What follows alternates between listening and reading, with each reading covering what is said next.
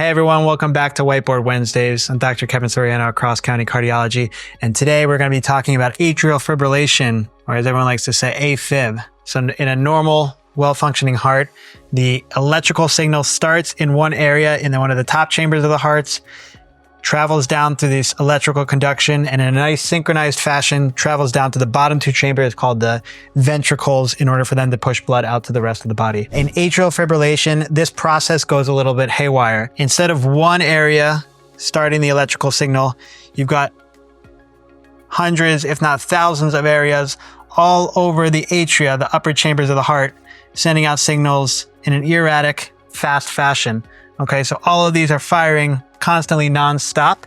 Some of those signals travel down and a lot of them get through to be able to go down to the bottom chambers of the heart. And this represents the first problem with atrial fibrillation, which is fast heart rhythm or tachycardia. Instead of this nice synchronized beating and causing blood to flow nicely from upper chambers to lower chambers out to the rest of the body, the blood is kind of getting sloshed all around here, not flowing nicely down into the bottom chambers easily. Okay, and so this causes blood clots to form in the heart, which can go to the brain and cause stroke. So the main treatments for atrial fibrillation are controlling the fast heart rate, usually with something called a beta blocker or metoprolol, carvedilol, labetalol. There's a bunch of them, beta blockers, and then preventing strokes with a blood thinner.